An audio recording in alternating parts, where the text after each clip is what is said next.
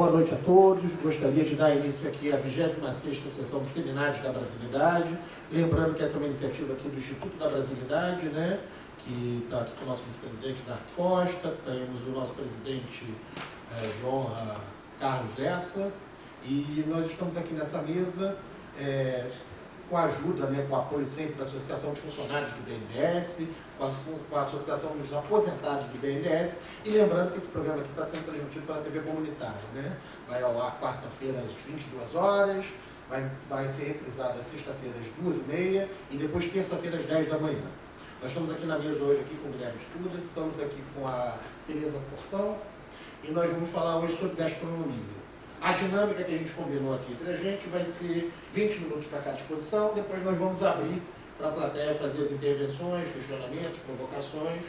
Lembrando que isso daqui é uma estimativa, né? Nós não temos também a obrigação de bater esses 20 minutos, mas também seremos tolerantes a qualquer tipo de necessidade.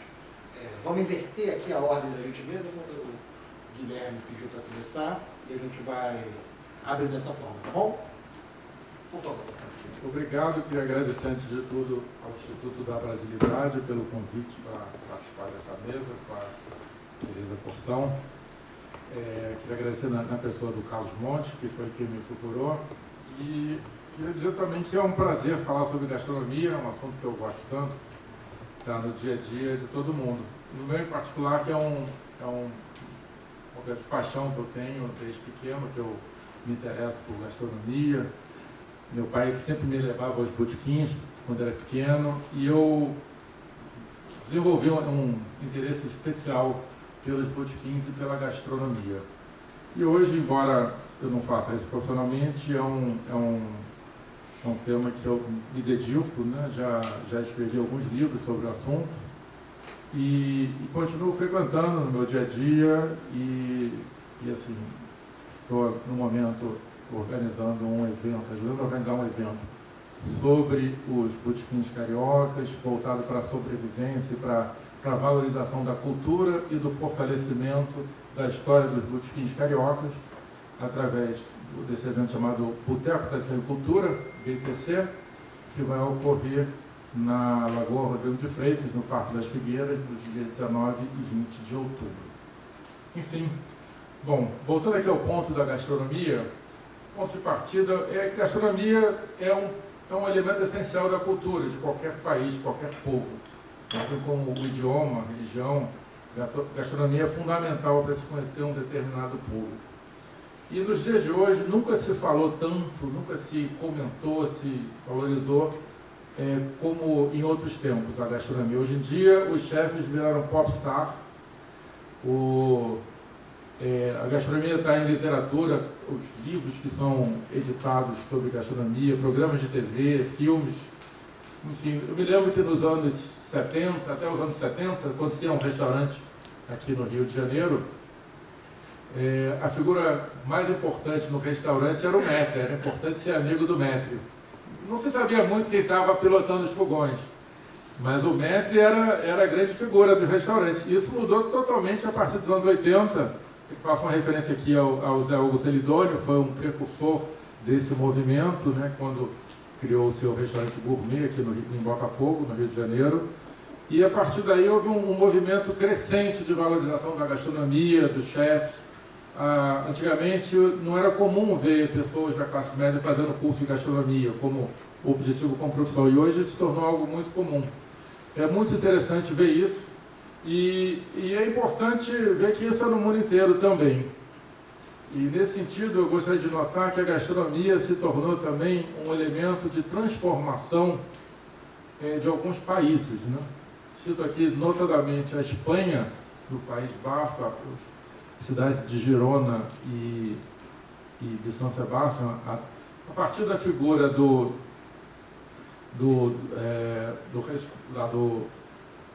restaurante Albuli, do chefe do restaurante Albuli, que a partir daí se desenvolveu a nova cozinha espanhola, com grandes representantes hoje em dia, estrelados assim, nos guias internacionais, e isso gerou um afluxo de turismo para essas cidades na Espanha, no norte da Espanha, que é impressionante.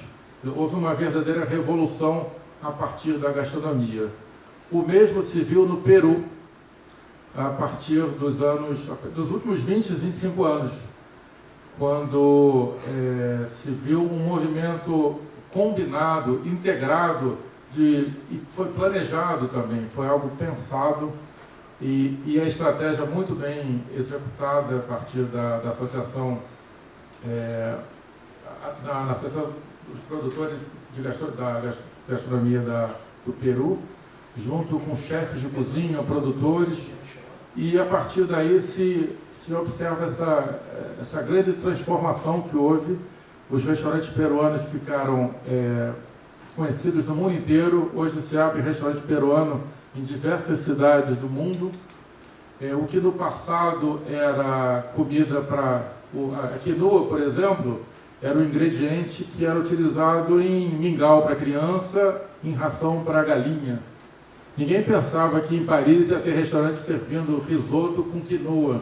Era impensável. Então, os peruanos, através de um trabalho sistemático muito bonito, conseguiram transformar o país a partir da gastronomia. Hoje, o afluxo de turismo para o Peru é muito grande, muito em função do que foi desenvolvido em gastronomia. Então, é importante entender o impacto econômico que tem esse movimento, como a gastronomia pode transformar a vida das pessoas, como pode gerar renda e emprego, dependendo de como é trabalhada.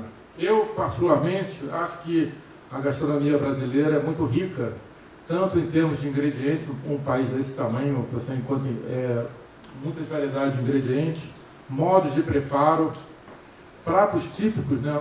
Existe um inventário de pratos típicos do Brasil que é impressionante, para um país que tem um pouco mais de 500 anos. Na Inglaterra, você vê um país milenar, assim, com uma história muito maior, você não vê essa variedade de pratos que foram desenvolvidos.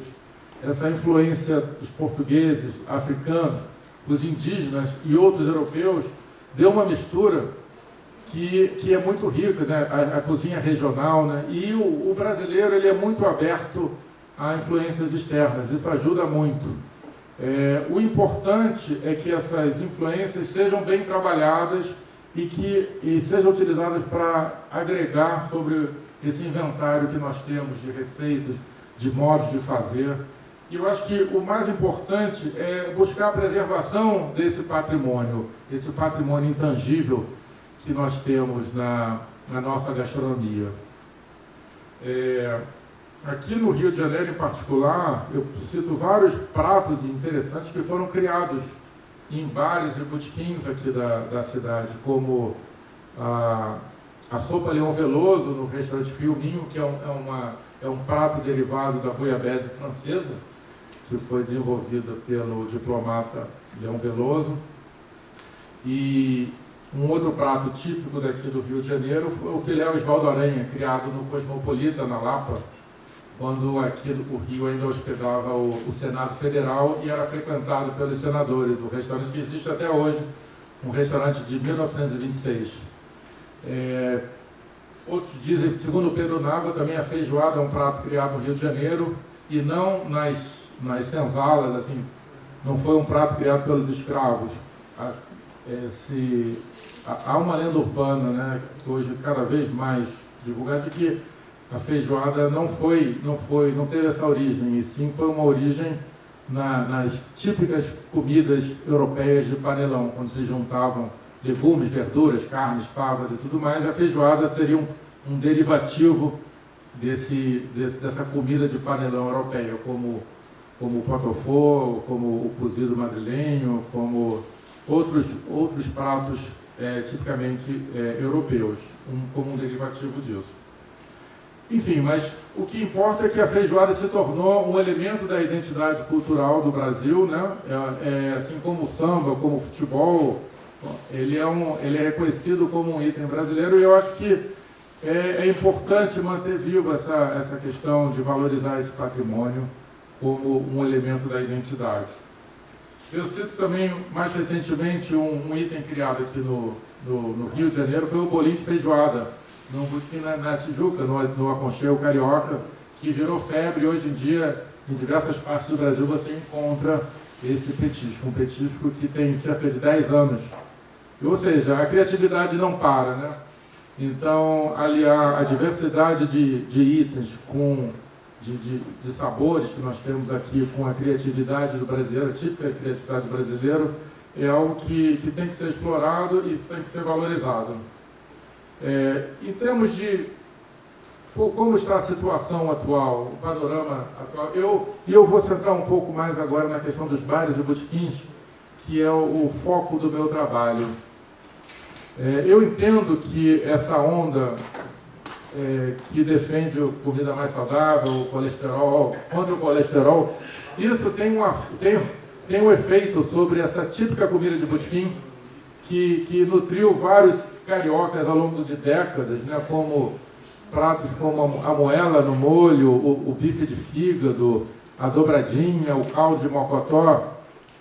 O que eu vejo é que são pratos que fazem parte dessa identidade, desse inventário de pratos típicos do país, mas que com o tempo uma série de movimentos vem no sentido de condenar esses pratos, de condenar a comida mais pesada, como se as pessoas comessem isso todos os dias. Enfim, a minha preocupação é na defesa desse inventário e de que eu acho que há espaço para tudo, né? E eu vejo alguns desses pratos sumindo dos cardápios dos botequins cariocas. E com isso você vai um pouco da história da cidade também, né? Isso faz parte da nossa história. Isso me preocupa. Então, um tema para mim que é relevante é como você conseguir manter a abertura para influências externas sem perder a sua identidade, respeitando toda a dinâmica. Enfim, eu acho que essa é uma questão que talvez deva-se, assim, as pessoas deviam se debruçar mais ainda para verificar como manter viva essas nossas raízes, essas nossas características aqui da gastronomia carioca. A gente vê muita globalização, né?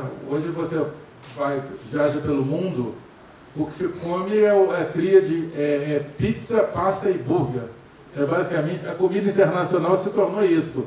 Você vai do leste europeu, você come hambúrguer, come massa. Então, isso é uma preocupação. Ao mesmo tempo, eu percebo também um grande interesse do mundo na diversidade. A diversidade é importante hoje, no mundo inteiro. E eu acho que nós, com essa diversidade que nós temos, que eu comentei, de ingredientes, de modo de fazer, da criatividade do brasileiro em buscar coisas novas, eu acho que isso deveria ser valorizado e desenvolvido. A questão toda é como fazer isso. Na verdade, são duas questões que existem. Aonde se quer chegar, assim, do ponto de vista da gastronomia brasileira, que seria o objetivo, e como fazer para chegar lá, que seria a estratégia. Então, eu acho que como plano de trabalho, para aqueles que se dedicam à gastronomia e que querem valorizar e fortalecer a gastronomia carioca e brasileira, isso deveria fazer parte da reflexão. Ou seja, aonde se quer chegar? Será que a gente consegue fazer uma transformação como foi feita no Peru?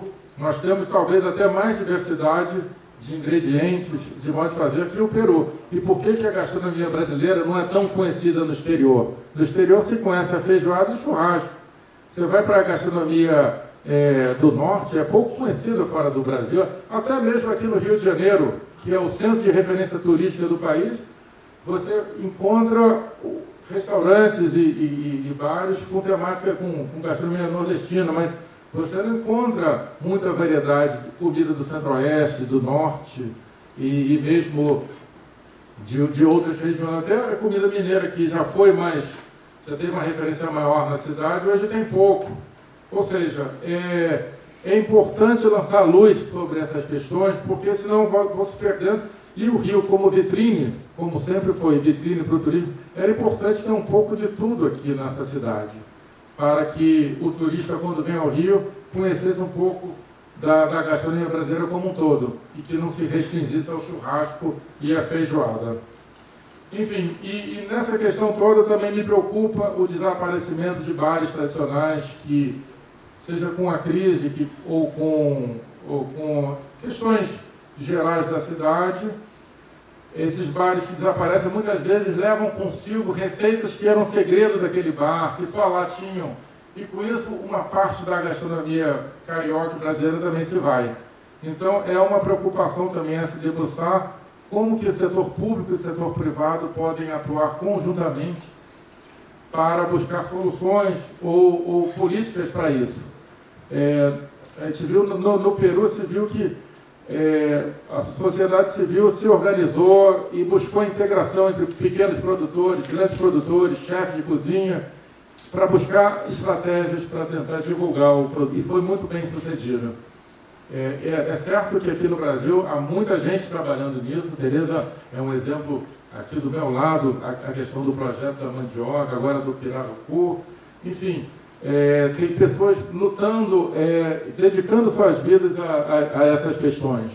Mas eu acho que ainda é importante congregar mais participantes, mais o poder público, mais sociedades, organizações da sociedade civil, que eu acho que a gente pode dar um salto. É uma cozinha, a culinária brasileira é muito pouco conhecida no exterior. E eu acho que tem todas as condições para que alcance maior notoriedade. É isso que eu tinha para falar nesse momento. Obrigado. Bom, muito obrigado aqui. Lembrando a importância que é vir bem alimentado para essa vida, porque esse desfile é um rosário de comidas que é capaz de desconcertar todos. Vou passar para mim. Boa noite. Bom, enorme prazer estar aqui, né, com velhos amigos, né, Dark e Carlos, enfim. Prazer ter sido convidada para falar sobre isso, principalmente tendo a introdução aí do Guilherme, porque você falou muitas coisas que eu acho que são pontos fundamentais, você conseguiu pensar assim, as questões principais, eu acho, né, da questão da gastronomia brasileira.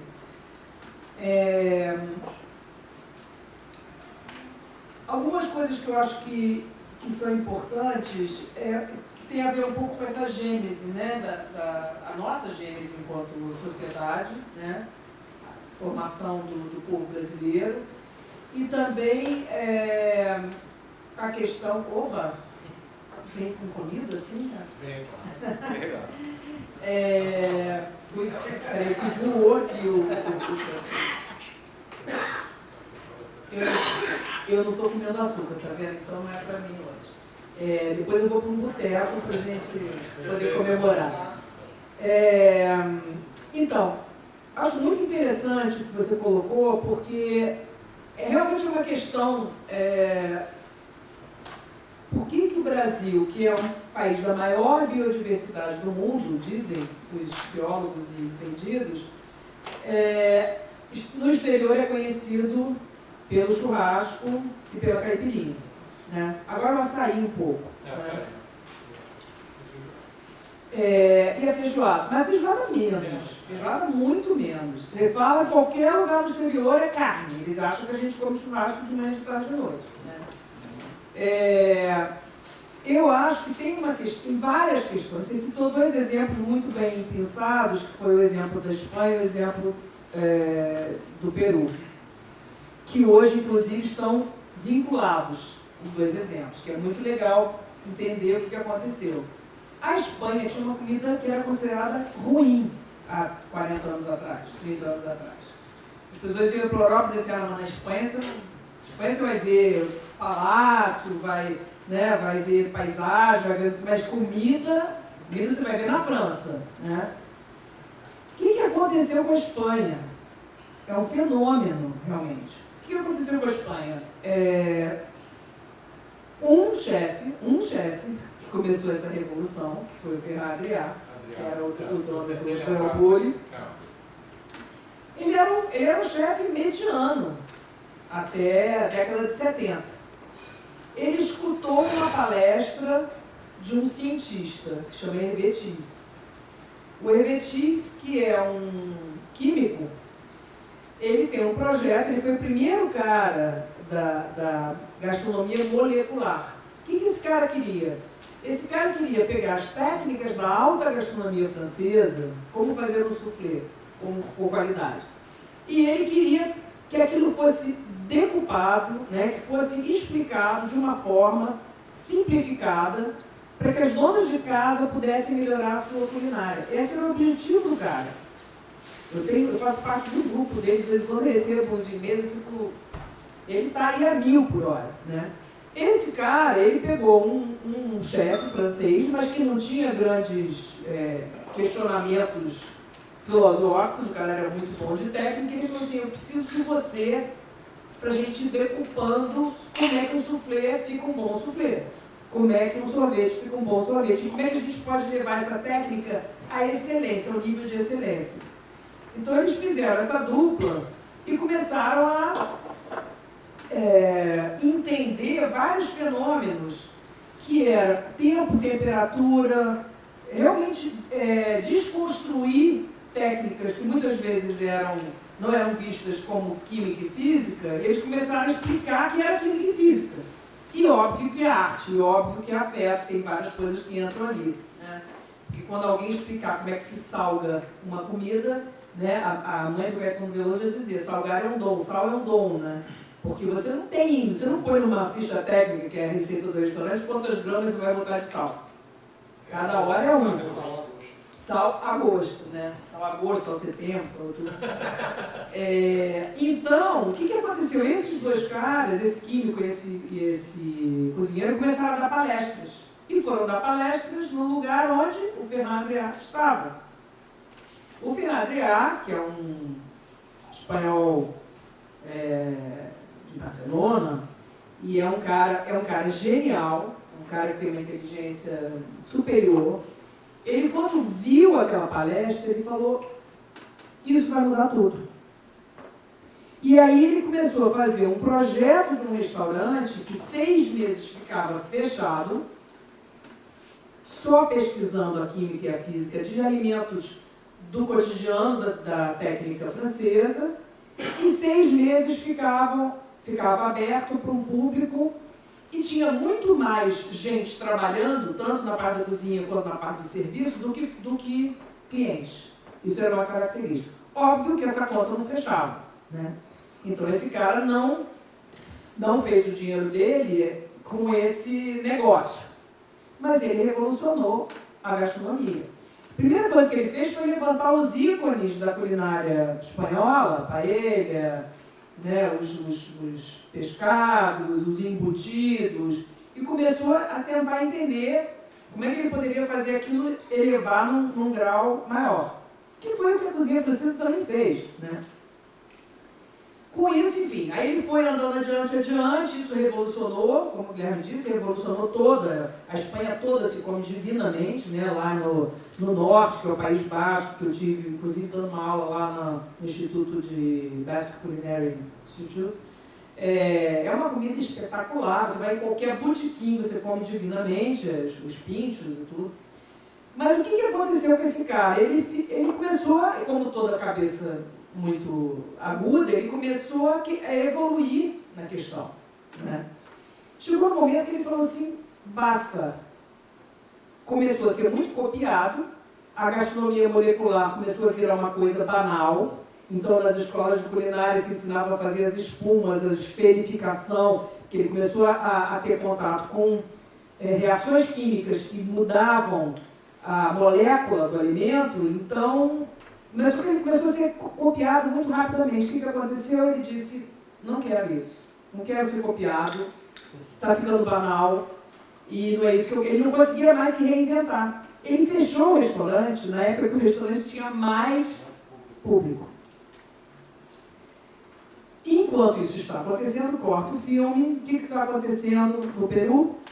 Gastão Acúrio é um cozinheiro que já está na geração que faz o cordon bleu, né? Porque, como o Guilherme falou, até determinado momento, só os maus filhos, as ovelhas negras da família, que iam para o cordon bleu, que é o caso da Flávia Quaresma, que é o caso dele. Flávia e ele foram da mesma turma. Aliás, a Flávia e a Astrid, que é a mulher do Gaston.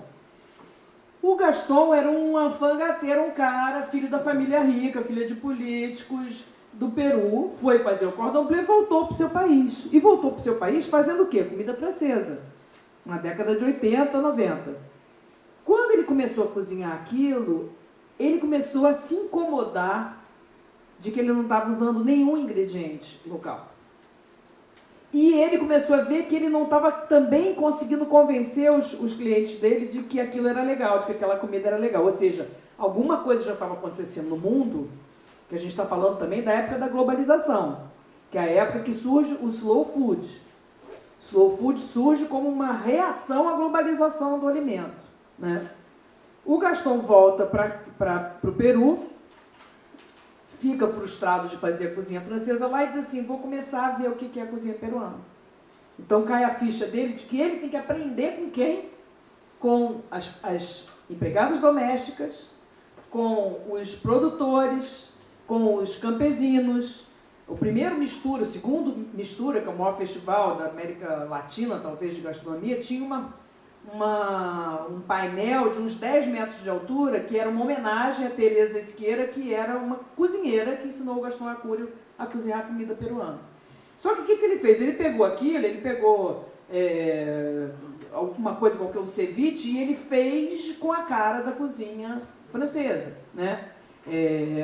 Aquele que tá me escapando agora o nome, aquele que é batata com atum, meu Deus, Enfim, tem um que é maravilhoso, que é uma coisa muito típica de lá, mas bruta. Ele foi e transformou em pequenas porções lindas, maravilhosas, com brotinho em cima, etc. e tal.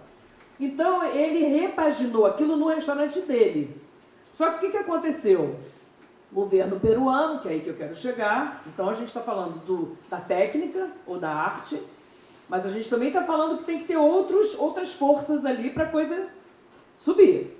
No caso da Espanha, o Ferran imediatamente foi identificado como um possível vetor de turismo e se investiu nele também. O governo espanhol foi em cima dele, as empresas foram em cima dele, a Telefônica virou a patrocinadora dele. Então chegou um momento que ele falou, cara, eu estou me matando aqui por esse restaurante que não dá dinheiro, vou voar. E os caras queriam dar dinheiro para ele voar.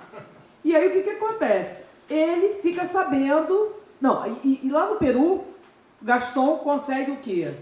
O governo está interessado nessa história aí do ceviche. Pô, o ceviche quase que é um novo sushi, né? O que acontece? O Ministério do Turismo faz um filme, que aliás é um filme genial, que vale a pena vocês procurarem na internet. Não sei o nome, era Peru. Eles fizeram a nova marca do Peru. A marca do país virou as linhas de Nazca. Eles fizeram um filme que era Peru nos Estados Unidos. Eles descobriram que tinha uma cidadezinha chamada Peru, no meio dos Estados Unidos.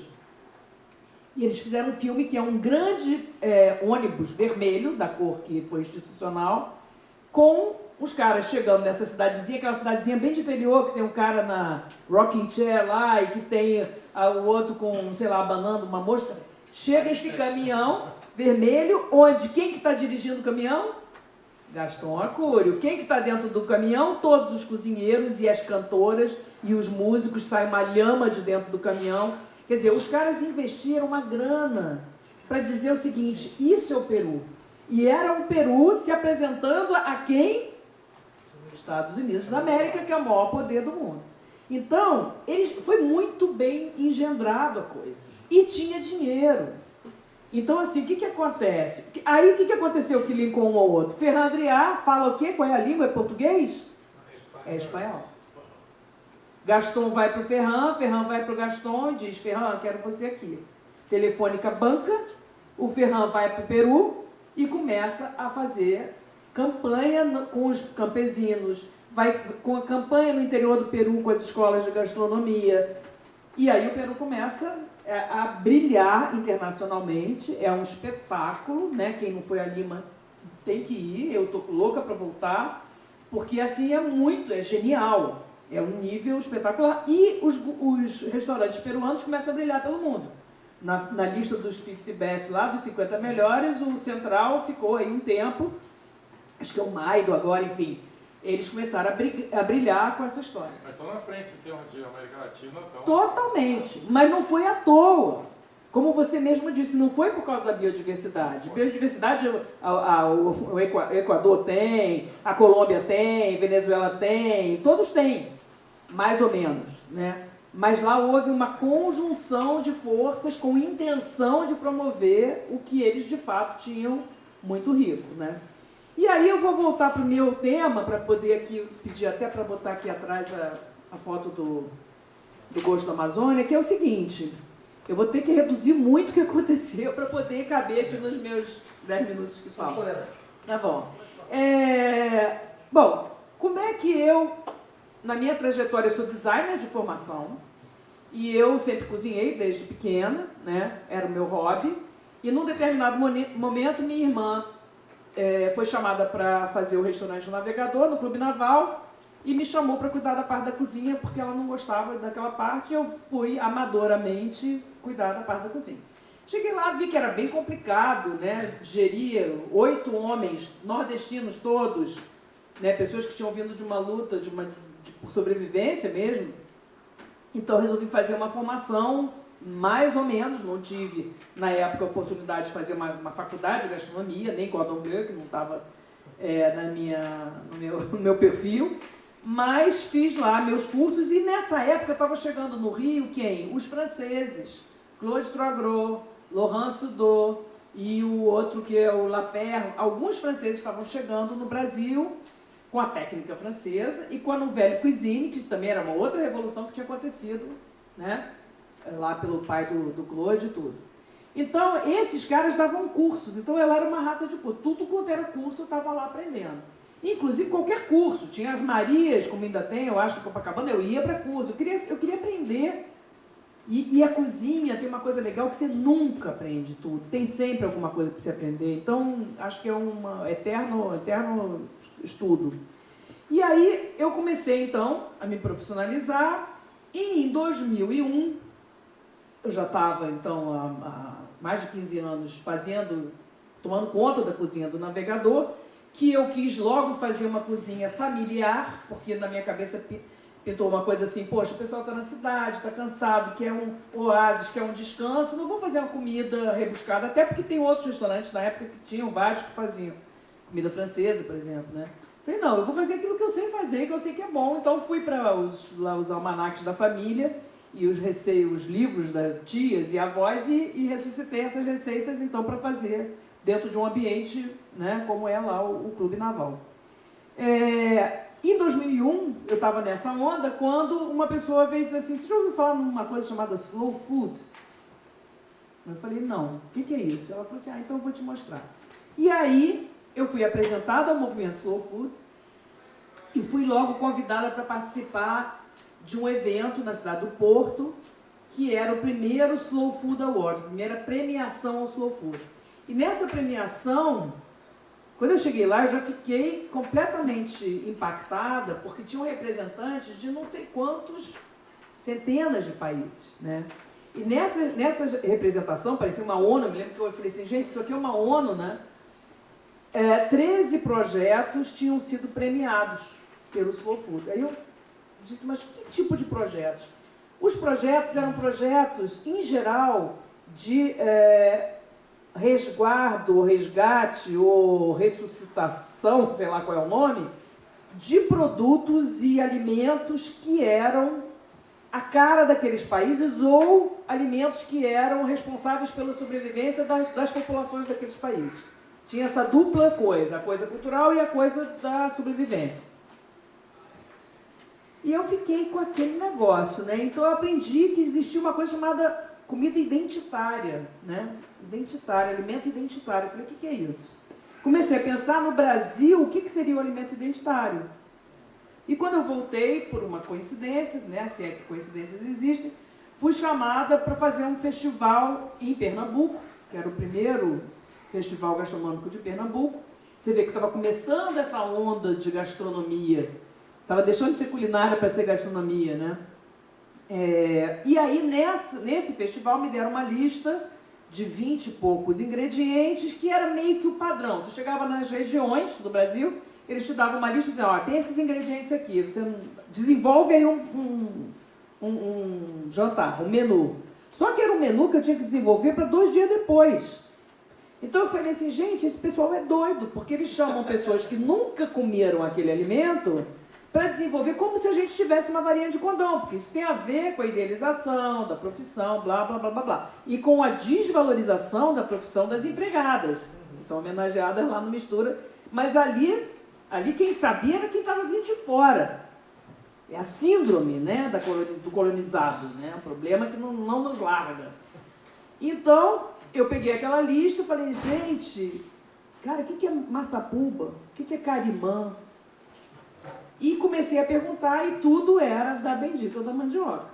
Ah, isso vem da mandioca, isso vem da macaxeira, isso vem... Aí eu voltei pro Rio, fiz lá minha... Ah, e aí foi o seguinte, eu fiz lá minha comida, meu menu, mas não estava muito satisfeita. Quando eu percebi, no dia seguinte, era assim, véspera, eu tinha chegado uns 3 dias antes, era véspera do dia do jantar e eu ainda não estava satisfeita. Quando eu estava tomando café da manhã, eu olhei assim no canto, falei, cara, aquela ali vai me ajudar. Era a moça que estava fazendo a tapioca. Nessa época, só se comia tapioca no Nordeste, ou na Feira de São Cristóvão. E aí eu falei, é com ela que eu vou. E fui lá, grudei nela, era bem cedo, café da manhã. E aí eu comecei a perguntar coisas, dizer, vem cá, como é que você faz isso aí? De onde que tira essa farinha? Aí ela olhou para mim e falou assim, isso não é farinha, dona, isso é goma. Aí eu falei, como assim goma? Como é que tira? Ela falou assim, na casa de farinha. Aí eu falei, mas o que é casa de farinha? Ela falou, a senhora não sabe? Mas a senhora não é uma dessas que fica andando aí de branco? Como é que a senhora não sabe o que é casa de farinha? Eu fiquei muito envergonhada. E aí eu cheguei de volta, fiz lá minha tapioca, aprendi com ela, fiz lá minha versão da tapioca. Quando eu cheguei no Rio, vou para a minha cozinha dos 8 nordestinos. E solto a pergunta, gente, alguém aqui sabe alguma coisa de casa de farinha? Aí um olhou para a cara do outro. Onde que a senhora teve? Eu falei, em Pernambuco. Aí eles começaram a contar, um para o outro, lembrar das histórias. Fulano, conta pra ela aí como é que você arrumou namorada. Aí é na casa de farinha que a gente arruma namorada. É na casa de farinha que a gente faz bonito pra mãe, que a gente diz assim, mãe, vou lá ajudar a dona fulana que tá fazendo a farinhada. E eles começaram a contar as histórias e contar as histórias. E eu fui ficando, que nem desenho animado, fui ficando pequenininha assim no canto, só ouvindo aquilo. E aí eu falei, cara, mandioca é a identidade do Brasil. Essa é a identidade do Brasil. E aí comecei a pesquisar. E comecei, cada vez que eu pesquisava, cada vez que eu dizia que era igual um petróleo, cada vez que eu cavava, vinha mais coisa. E aí, quando você se apaixona por uma coisa, todo mundo te manda coisa, né? Então, começaram a me mandar coisa, me mandar farinha.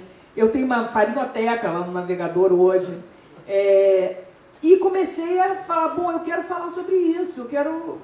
E aí, me convidaram para fazer uma palestra nos Estados Unidos, uma palestra sobre mandioca. E eu fiz um pequeno vídeo chamado O Professor da Farinha, que eu não vou entrar muito nessa história, porque senão eu não vou conseguir mostrar aqui as fotos do Gosto da Amazônia. Enfim, esse vídeo, o que ele fez? Ele me fez perceber que entre o cozinheiro e o professor da farinha, entre o cozinheiro e o agricultor, existe um caminho muito curto, que é a paixão pelo alimento. Então essa parceria é uma parceria muito importante, né? A gente já falou lá do Peru que aconteceu. E aí eu comecei a perceber o seguinte, eu quero fazer essa parceria, eu quero descobrir esses professores da terra, eu quero descobrir outros produtores de outros produtos. E com isso, em 2007, eu fundei o Instituto Maniva e o grupo dos ecochefs, que são chefes que querem sair um pouco do perímetro dos seus restaurantes para justamente fazer isso que o Guilherme estava citando, que é de que jeito que a gente promove a cozinha brasileira. Tem muitos jeitos para promover. Agora, por conta desse trabalho, fui solicitada por um biólogo que trabalha para os Estados Unidos, para uma cooperação internacional americana, chamada USAID, ou então US Forest Service, Serviços Florestais Norte-Americanos, que tem projetos, né, de sustentabilidade na Amazônia inteira, às vezes em outros biomas, mas na Amazônia principalmente. Então esse biólogo bateu na porta do navegador e disse assim, olha, eu tenho uma história para te contar, quero saber se você pode me ajudar. Na década de 80, o pirarucu, que é o maior peixe de escamas de água doce do mundo, que é base da alimentação na Amazônia, entrou em extinção, porque eles estavam pescando de uma forma predatória. E aí o IBAMA proibiu a pesca. Só que um grupo de pesquisadores e cientistas conseguiu descobrir, através da parceria com os indígenas, que havia um jeito de contar esses peixes, e, portanto, havia um jeito de controlar esses peixes, e construir uma coisa chamada manejo sustentável.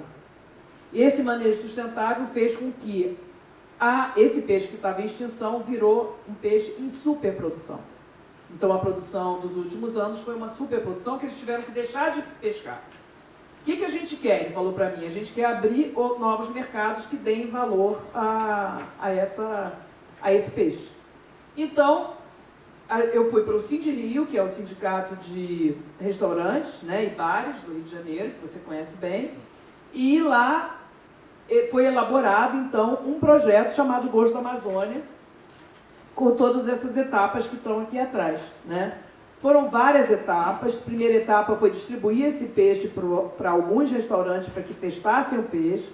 Depois teve uma série de oficinas dentro do Sindirio para justamente mostrar para o público, oficinas gratuitas, inclusive, para mostrar para o público esse novo produto, né? Depois teve uma nova fase onde a gente fez uma viagem, esse grupo de chefes que participaram desse projeto fez uma viagem para a Amazônia, onde a gente ficou 4 dias na aldeia dos Palmari, vendo seu modo de viver, conversando com eles, fazendo uma interação com eles, que são um dos pescadores, manejadores, né, como eles dizem, desse peixe sustentável, e isso realmente alavanca a qualidade de vida deles. E para ter uma ideia dessa questão da sustentabilidade, que hoje em dia está tão discutida, esses caras, eles pescam de setembro a novembro, que é a época que o IBAMA disse, essa época vai dar para pescar, que é quando as águas baixam e formam-se as várzeas, que são como se fossem lagos, né? No resto do ano, esses caras vigiam o rio. Eles são os tomadores de conta da sustentabilidade do rio para que ninguém pesque nessa outra época, né? Através do ICMBio e dessas entidades internacionais, foram feitos, por exemplo, uma unidade de evisceramento, uma unidade de limpeza do peixe na aldeia. Então a gente visitou, acho que aqui dá para ver, talvez, com a gente subindo, a gente visitou a aldeia, e do lado da aldeia, vamos ver se tem uma foto aí.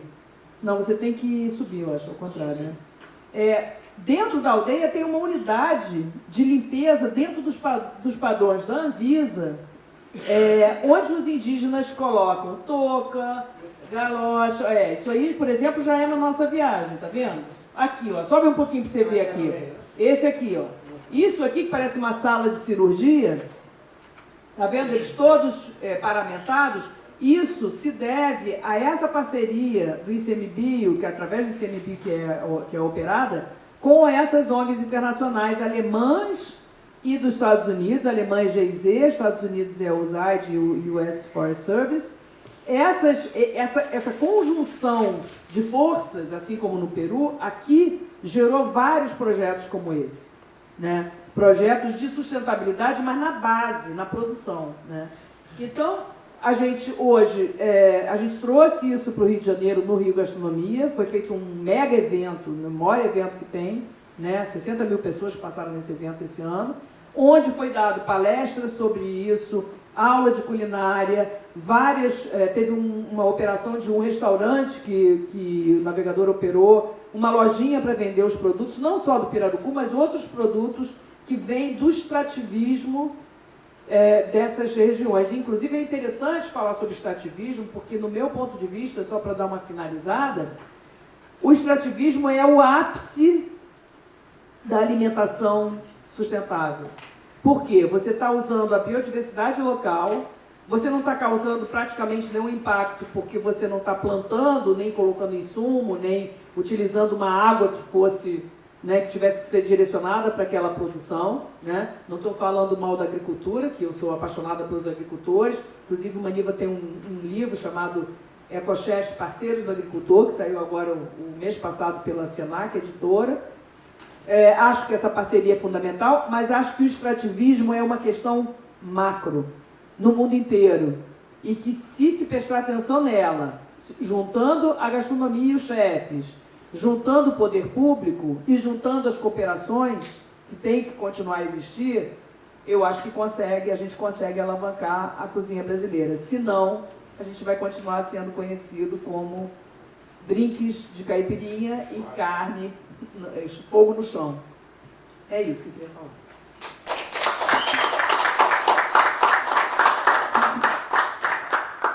Agradecer aqui a Tereza. E lembrando aqui que o grupo o Instituto da Brasilidade, ele já está nesse processo de pensar o país, né, preparando já para o centenário da Semana Aberta Moderna e o centenário da independência do Brasil, ou seja, como é que é o bicentenário. O bicentenário, para ver como é que essa questão da gastronomia é totalmente associada à identidade nacional. Lembrando aqui que eu estive agora lá na Espanha, né, eu conheci um escritor, ele é um escritor de romances policiais, mas ele foi responsável pelo renascimento da culinária catalã também, que é o Manuel Vázquez Montalbán. Ele fez esse trabalho de ir nos pueblos, pesquisar bem, assim, cada aldeiazinha lá, as receitas tradicionais, com as senhoras, com as donhas. E você me fala, eu acho que Girona fica na Catalunha. Enfim, mas eu queria abrir. Sem querer puxar a brasa para a minha sardinha, mas já puxando a brasa para o meu pirarucu, é nessas mulheres que estão as receitas. A gente vê os chefes maravilhosos, mas é nas mulheres do povo, nas empregadas domésticas, nas donhas, nas mères, que foram as mães da cozinha francesa antes de chegar os grandes chefes. Então a gente tem que não só valorizar, mas buscá-las. E no campo, né? E no campo. Abri aqui para perguntas, aqui, que eu já fiz a minha intervenção indevida. Por favor. Pedindo para vocês falarem um pouco sobre bebida e doce. Tem que falar no microfone, vamos organizar esse direito aqui. Carlos Monte, eu queria somente Bacana, por favor. pedir que vocês façam a gentileza de nos dar algum comentário sobre o doce e sobre a bebida. Porque a comida já foi devidamente citada. Bom, posso começar? Em relação, vou começar pela bebida. Gostaria de ressaltar nessa questão da bebida a enorme evolução que houve nos últimos anos em relação à nossa bebida tipicamente nacional, que é a cachaça, né? Existem agremiações, confrarias como a Confraria Copo Furado, que se dedica à divulgação, à apreciação, a dar maior visibilidade à produção da cachaça, não só no estado do Rio, mas como no país inteiro. Existe também a Associação dos Produtores de Cachaça do estado do Rio de Janeiro, a APACERG. E o que se vê nos últimos tempos, para quem acompanha a enorme evolução na qualidade, na padronização dessa bebida, a diversidade que existe também em relação a sabores, porque a cachaça é uma bebida que ela utiliza diversos tipos de madeira para envelhecimento. É raro você ver, eu não conheço em outras bebidas que sejam envelhecidas com tanta variedade de cachaça, de madeiras. Então isso é uma riqueza que nós temos aqui e que vem sendo difundida assim aos poucos, né? E é importante ressaltar realmente a qualidade que a nossa cachaça vem alcançando. Ainda existe muito preconceito, talvez, que vem sendo quebrado também em relação à cachaça, o que pode ser observado no fato de que ainda muita gente, ao pedir uma caipirinha no bar, pede com a vodka e não com a cachaça. E vodka ruim. Exatamente, vodka simples, sem graça. Enquanto nós temos grandes cachaças aqui que podem ser utilizadas em caipirinha, ainda há uma preferência assim, que vem já há algum tempo de que a vodka seria uma bebida mais adequada, mas, enfim.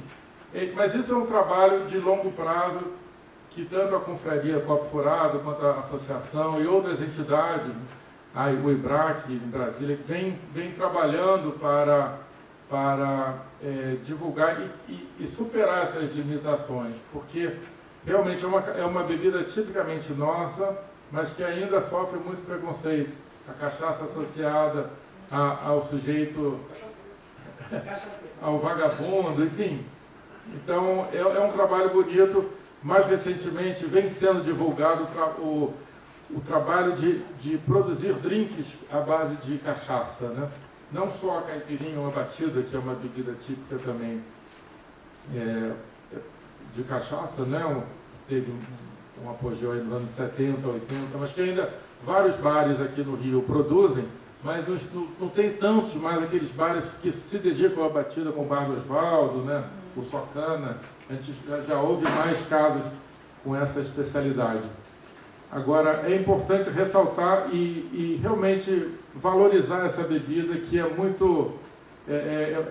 assim, por muito tempo não havia padronização, os produtores eram muito pequenos, e para ganhar uma escala a nível internacional, de estar presente nos free shops, mundo afora, é preciso ter volume, né? Então, está se buscando assim, como atingir qualidade com volume para poder ter acesso aos mercados internacionais. Se exporta cachaça, mas ainda os números não são tão elevados, podem evoluir muito mais, dada a qualidade da bebida. E a novidade é essa coisa do desenvolvimento de drinks à base de cachaça. Alguns produtores aqui no Rio de Janeiro têm desenvolvido iniciativas nesse sentido. Eles têm seus próprios bartenders que desenvolvem drinks à base dessa cachaça, realizam eventos. Então, é um trabalho de formiguinha, mas que, a meu ver, vem dando resultados muito positivos. Isso em relação à cachaça, nesse evento sobre bares tradicionais, que vai ocorrer no dia 19 e 20 da Lagoa, vai ter um stand totalmente dedicado à cachaça, aos produtores aqui do Rio de Janeiro, às batidas e aos drinks que têm sido desenvolvidos à base dessa cachaça. Vai ser uma oportunidade para conhecer um pouco mais desse universo, que ainda, infelizmente, está muito limitado aos iniciados, que é preciso evoluir em relação à conquista de público. Em relação aos doces, o Carlos perguntou sobre evolução nos doces, né? No meu entender, assim, tudo evolui, né? Mas, assim, nós temos tradições muito fortes nessa parte da doçaria, né? Uma tradição que vem muito, uma tradição portuguesa originalmente, né? Com outras influências e assim, a doçaria da roça, os doces das frutas típicas, eles seguem em alta, né? A goiabada em calda, a goiabada cascão, os doces de manga. Quem é que não gosta disso, né? Mas existem os doces clássicos, né? O pudim, o manjar de coco, a cocada, são doces típicos aqui do país que você raramente vê fora do Brasil, né?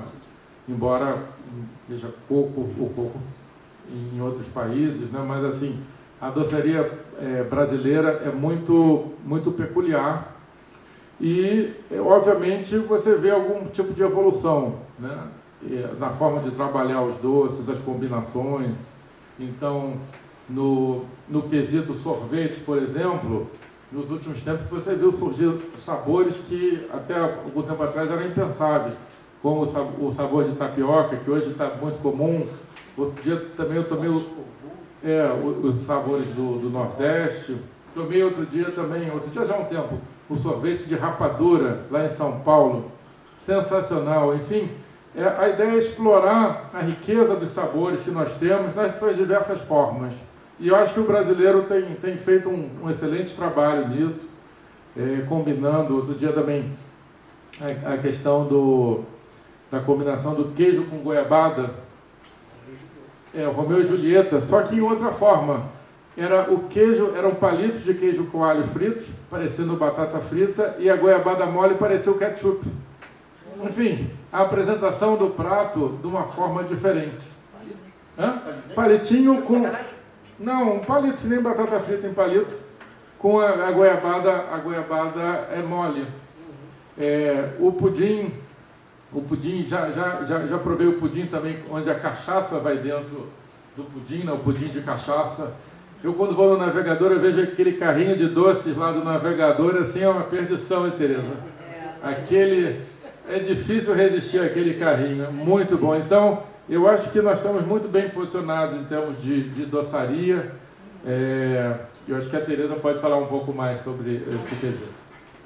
Bom, vou sempre pedir para você estar na mesa, tá? Porque você é ótimo. Adoro cachaça, bebo pouco, mas bem. Não é uma cachaça. Eu adoro cachaça e é muito engraçado, vou ter que falar, mas não vou dizer o nome. Eu recentemente num evento, eu gosto de tomar cachaça assim como um passarinho que está bicando ali, devagarzinho. Ou quando eu estou cozinhando, põe aquele copinho, ou então quando eu estava nesse evento, põe no copinho. É uma gasolinazinha que vai pingando ali, mas que não é uma coisa para te deixar tonto. Eu não gosto, pelo menos, dessa sensação. E aí eu fui tomar, me disseram, tem um drink ótimo ali, numa barraca. Tá bom, então vou lá. Peguei o tal do drink para tomar. Caramba! Nos 3 dias que eu fiquei tomando a minha cachaçinha, porque é um copinho assim que dura a noite inteira para mim, não senti absolutamente nada. Eu tomei um drink desta bebida, que eu não vou dizer o nome para não dar bandeira. No dia seguinte era uma ressaca, uma dor de cabeça, um mal-estar. Eu falei, gente, o que foi isso que eu tomei? Aí eu falei, gente, mas era aquela bebida que está na moda, está bombando. Enfim. Então, viva a cachaça. É óbvio que ela cada vez ficou mais bem feita. O pessoal da Apacerge é sensacional.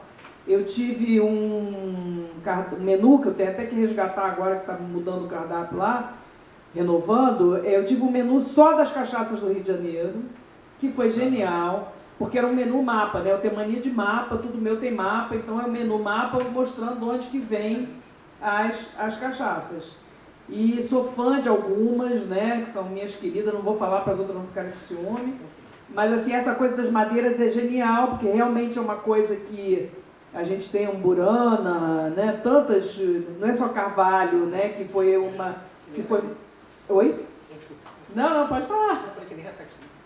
Que nem é daqui, exatamente, que foi uma coisa importada, essa coisa do colonialismo. Aí a gente vai tocar nesse assunto, que eu acho que é um assunto fundamental, que eu chamo de colonização gastronômica, né? Então, o que está acontecendo com a doçaria? Então, cachaça, todo mundo concorda, era uma bebida elevada, né, dos cravos, tinha aquela coisa toda. A cana, a gente tem que lembrar que tem uma questão aí de commodity, né, talvez foi uma das primeiras commodities, e foi trazida de fora. Então foi muito imposta, era uma forma de ganhar dinheiro muito mais do que de alimentar.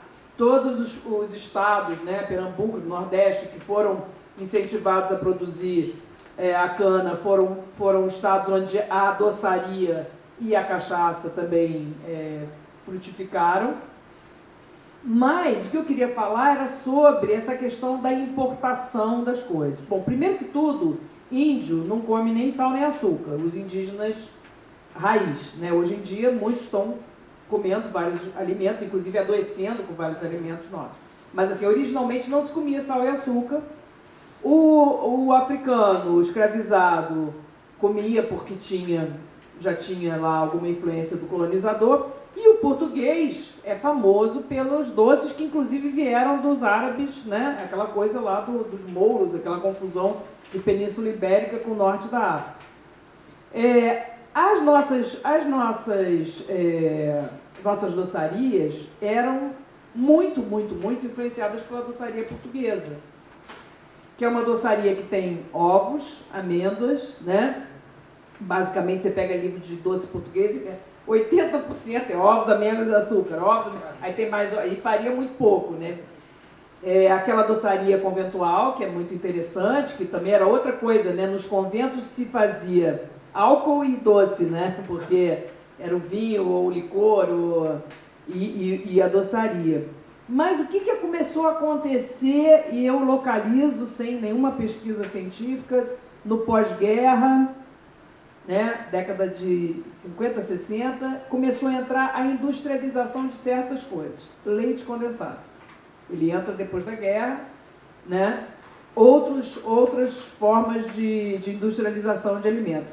Isso invadiu uma culinária. Eu me lembro, eu sou filha temporona, né, de pais muito mais velhos, e eu me lembro que na minha casa ninguém engordava, comia-se sobremesa todos os dias. A maior parte dos doces eram o quê? Doces de fruta, eram compotas. A gente está num país que é frutífero por natureza, né? Só que a gente foi importando alguns doces que não eram só de frutas, tipo quindim, quindão, né, que tem lá no navegador que você gosta, o próprio doce do céu, pudins, isso tudo eram... Mas se você pensar, nesses doces não tem uma fórmula fatal para engordar, que é o açúcar, que nesses outros tinha, a gordura, que nos de ovos tinha, e a farinha, junto. Onde que você encontra esse tipo de doce? Na culinária americana, norte-americana, na culinária europeia, mas muito na culinária norte-americana. Então eu acho que hoje a gente tem uma invasão de cupcakes, que é ruim, me desculpe quem gosta, entendeu? De brownies, que eu até acho saboroso, mas são sobremesas muito pesadas para o nosso clima. E são sobremesas muito engordativas. Cheesecake, brownie e cupcake, petit gâteau, né? O próprio sobremesa de chocolate, eu não me lembro na minha infância de ter. Tinha assim um pavê de chocolate que andava um pouquinho de chocolate, porque o nossa temperatura, nosso, como é que chama isso? Meio ambiente, ele não é para esse tipo de sobremesa. Você está lá na neve, você come um cheesecake, ok, você vai ter que andar quilômetros na rua com neve caindo, faz sentido. Agora aqui você comer cupcake, brownie, do jeito que a gente come. Então assim, eu acho que tem uma questão muito complicada aí, de identidade mesmo, que a gente, ainda mais os jovens, que gostam de parecer, e de todas as classes sociais, né? Muito mais do que a gente não era tão igual aos americanos assim, né? O pessoal da minha geração pelo menos, né? Nasci em 55, a galera da minha idade, a gente até achava legal, mas também parecia com o francês, também gostava de parecer europeu, tinha outros modelos. Hoje, a partir de um determinado momento, o modelo é americano. Então, acho que essa sua pergunta é bem pertinente, porque essa doçaria, ela meio que mostra o que aconteceu com o país, né? Eu gostaria de complementar a pergunta do Carlos no que se refere às bebidas, né? Eu falei da cachaça e da evolução, da revolução que houve na cachaça brasileira nas últimas décadas, não só aqui no Rio de Janeiro, no Rio Grande do Sul. É impressionante a evolução tecnológica e de qualidade das cachaças. No Nordeste, você vai para Paraíba, tem cachaças maravilhosas. Mas eu queria também falar de uma outra revolução que também ocorreu nos últimos 15, 20 anos, que foi a das cervejas artesanais. Aqui é um país que se bebia muita cerveja, mas era uma ilustre desconhecida. Ninguém conhecia nada de cerveja, achava que a única cerveja que existia era aquela, a Antártica Brahma, aquela Pilsen, né, que a gente chama hoje, e de vez em quando no inverno tinha a Bock. Era isso que se conhecia de cerveja. Casco escuro, mini saia no passado. Hã? Exatamente, que era com Mouse Beer, que era uma cerveja que as mulheres gostavam porque era mais docinha, enfim. Mas de uns anos para cá você vê uma explosão de rótulos, uma qualidade de cervejas impressionante vindo ao mercado, algumas cervejarias criando seus próprios bares. Então eu acho que isso também foi uma evolução muito positiva, de dar ao consumidor a possibilidade de ter mais opções, de ter variedade de rótulos e de tipos, de estilos de cerveja, né, que antigamente era muito restrito. Isso é uma coisa que você vê muito aqui no Rio de Janeiro, mas você vê no Rio Grande do Sul, você vê pelo diversos locais do país essa revolução da cerveja artesanal, que veio complementar aí a das marcas mais famosas, né, mas dando mais opção ao consumidor, o que é muito positivo.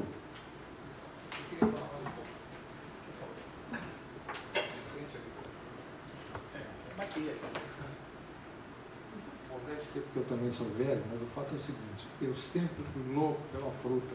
Você jovem As mais frutas, eu vivo fazendo o seguinte comentário, as frutas que são melhores cruas, eu acho que uma manga boa, crua, é melhor do que qualquer coisa, qualquer mousse, qualquer outra coisa. Já o caju e a goiaba dão uma compota maravilhosa. Eu acho o caju cru, um pouco ácido, um pouco astringente, não é a fruta que eu mais gosto. Mas uma compota de caju é maravilhosa. Melhor do que cajuína, melhor do que a fruta crua, melhor do que outras coisas. A castanha de caju talvez possa rivalizar, mas segundo idem a goiaba, que é uma maravilha. A goiaba crua eu não acho tão boa, se você comparar. Bom, mas enfim, tem formas de fazer de manhã. Os sucos também têm suas preferências, né? Tem, inclusive, algumas das nossas batidas ou das nossas bebidas com cachaça, você pode usar suco de fruta, maracujá, maravilha, juntar. E queria comentar uma história engraçada que aconteceu comigo há 40 anos atrás, por acaso. Eu tive um contato com o ministro Severo Gomes, que tinha sido diretor do Banco do Brasil, e ele falava uma coisa muito interessante, dizia o seguinte: o Banco do Brasil financia a nossa indústria do vinho, aquela porcaria de péssima qualidade, e recusa financiar a indústria aguardenteira. A indústria aguardenteira não pode ser financiada, era proibido no Banco do Brasil.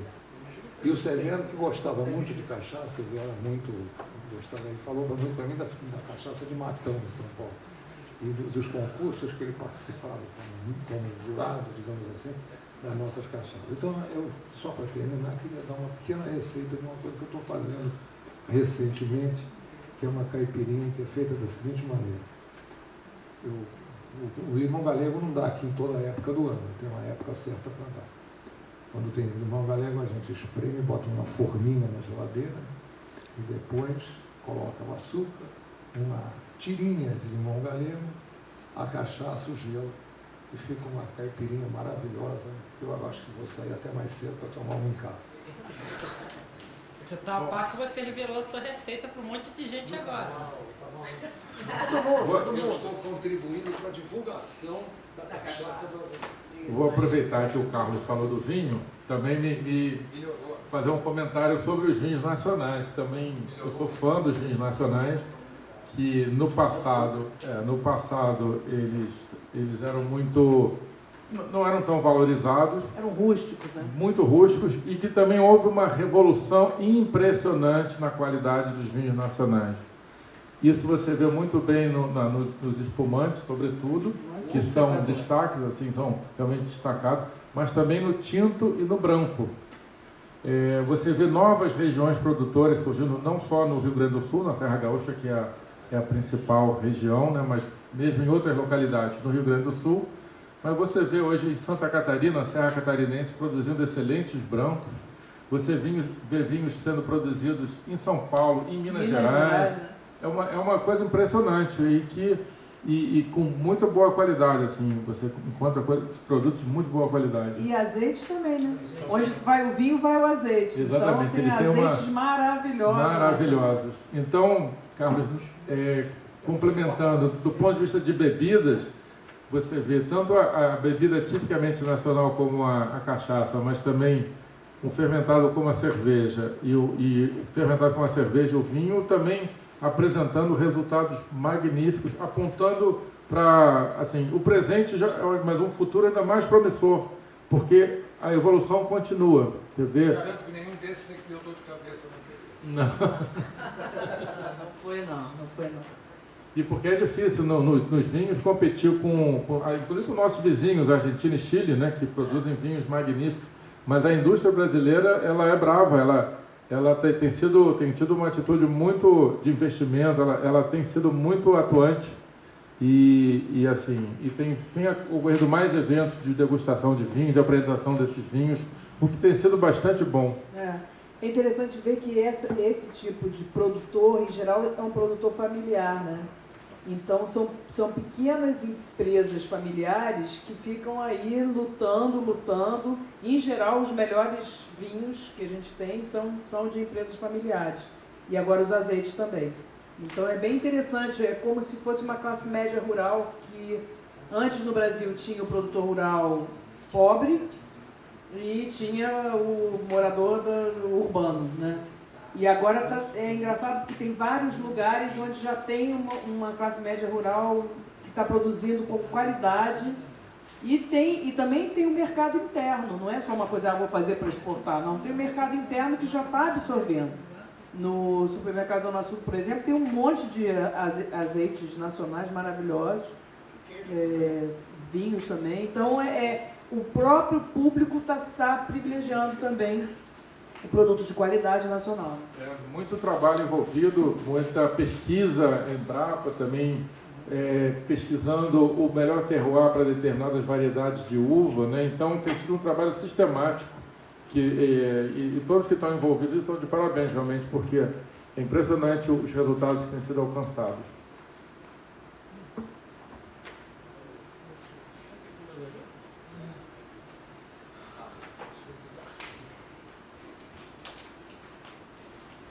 Uma coisa interessante que deve ser mencionada é que nós temos cozinhas regionais, né? O problema nosso talvez seja consolidar um processo onde você consiga efetivamente escolher alguns pratos para levar para fora. Eu acho que o Brasil tem uma infinidade de pratos e poderia escolher alguns, né? Podia centralizar em alguns. O rodízio, por exemplo, é uma coisa que foi levada para fora e é exitoso. Na China tem rodízio, sabia disso, né? E na China funciona, quer dizer, é procurado rodízio, né? O que eu acho importante para nós, quer dizer, é construir isso que você colocou, construir um sistema onde o setor público e o setor privado se articulem na divulgação para fora do que se produz no Brasil, né? Então, eu acho que isso que nós vamos procurar fazer, né? Talvez criar uma secretaria de gastronomia, uma coisa desse tipo, porque eu acho que isso ajuda, né? O Estado do Rio podia pensar nisso, né? Pode ser uma subsecretaria do turismo mesmo. Talvez uma subsecretaria do turismo, né? Mas eu acho que tem um espaço enorme para se construir, né? Principalmente o Rio de Janeiro, que é, você como disse, mais cosmopolita e também é mais caudatária dos regionalismos, a gente podia trazer para cá uma série de coisas, né? Eu fui agora, por exemplo, eu passei uns 20 dias no norte. Então, o pirarucu, por exemplo, é um prato típico. E é um prato consumido no norte, né? Por exemplo, em Palmas, quer dizer, que já é no Tocantins, pirarucu, tucuraré, são os... Aliás, você no tucuraré, eu não sei por que tucuraré não tem essa divulgação que o pirarucu tem. Por quê? O pirarucu é o final da cadeia, é o peixe maior de todos, que se alimenta dos outros. E em muitos lugares do Amazonas e da Amazônia como um todo, ele é vendido ilegalmente. Porque o único pirarucu que pode ser vendido legalmente é autorizado pelo IBAMA. Esse projeto Gosto da Amazônia, ele foi feito o tempo todo com esse pirarucu legal. Tem até um hashtag lá do Instituto Mamirauá, que foi o primeiro instituto que fez essa sistematização do manejo sustentável, que é pirarucu só se for legal. Então come-se muito pirarucu ilegal. E come-se também pirarucu de cativeiro, que é pior ainda, porque esse come ração transgênica. Isso tinha no Roraima, tinha pirarucu de cativeiro. Roraima, lá em cima.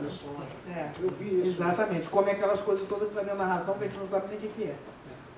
Mas é isso, uma das coisas que nós podíamos pensar seria isso, né? Para divulgar a identidade nacional, quer dizer, a questão... Ganhar o mundo pelo estômago.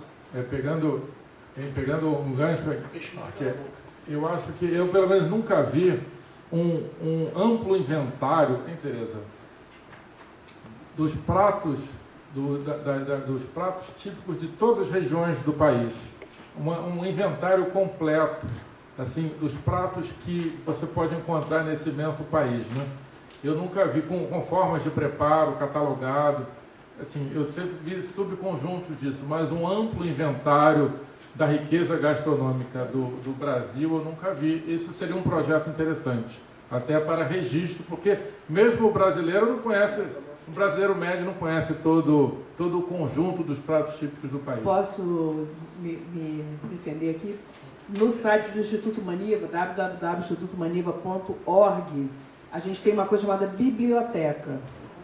Na biblioteca tem uma publicação em PDF qualquer pessoa pode baixar, que são alimentos regionais.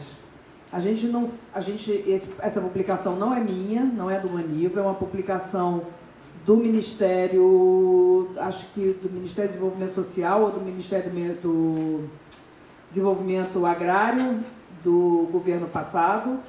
E essa publicação, ela foi feita, eles compilaram os alimentos, o índice, né, é pelos alimentos, pelos frutos, legumes, verduras, tem tudo ali, de todas as regiões, inclusive é por região. E aí o que eles fizeram? Eles privilegiaram o fruto, o legume, e existem receitas muito boas, inclusive, de cada um daqueles alimentos. Tem um nome científico, tem os nomes regionais, tem, enfim, os subprodutos que tem. É genial. Essa publicação, para mim, é a coisa mais perto que tem disso que você falou. Foi feita, nós apenas divulgamos, mas eu acho uma pena, porque era uma coisa que deveria estar em todas as escolas, em todos os lugares, né? É interessante saber, Tereza. E até essa ideia do inventário dos pratos seria um complemento. Exatamente. Tem pratos, por exemplo, aqui no estado do Rio tem um prato chamado azul marinho. Sim. Que poucos conhecem, ou você não encontra nos restaurantes. A muma de siri também, que é um prato típico do Espírito Santo, não se encontra em lugar nenhum, por aqui pelo Rio de Janeiro. Então, dar visibilidade a essa riqueza, esse patrimônio que tem pouca difusão, né? Visibilidade, enfim. Que pergunta para alguém, o que é o azul marinho? As pessoas não sabem, quais são os ingredientes. Eu não sou especialista no prato. O marinho é uma receita, o peixe fica azul marinho, que é uma reação, na verdade, nada saudável, com o alumínio, com o ferro, né? Então era um peixe feito nas praias de Paraty, né? Angra e Paraty. E é um peixe que ele leva a banana da terra, e a banana tem alguma coisa química que reage com o peixe, com a panela, então ele fica meio azulado. Então ele chama peixe azul marinho. Mas dá para comer só a panela? Dá para comer só o que você quiser. Mas enfim, isso é um exemplo. O camarão casadinho lá de Paraty também, um prato ótimo, que também aqui no Rio você não encontra. Aqui no mesmo estado você não encontra a receita do camarão casadinho. Mas vocês devem inventar, eu acho excelente. Hã? Deveria ser financiado o É. projeto, né? Pois é, qualquer pesquisa dessas custa dinheiro, né? Não tem faculdade de gastronomia? Tem.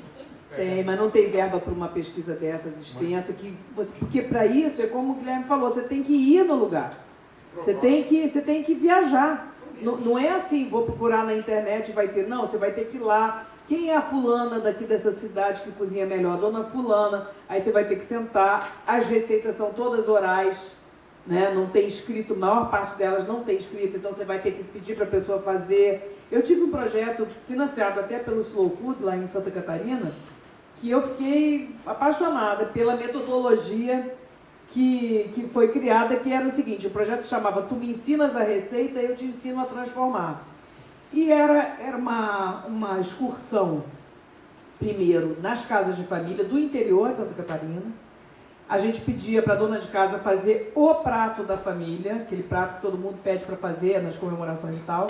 Em geral, não tinha nada escrito, então os estudantes de gastronomia que foram comigo sistematizaram, escreveram, e no dia seguinte a gente ia para a cozinha da escola e replicava aquele prato. Bacana. Então, isso é um jeito, isso é um método de você registrar. Pois é. Uma coisa que fica na oralidade, né? Mas registrar. Quanto você imagina que custaria isso?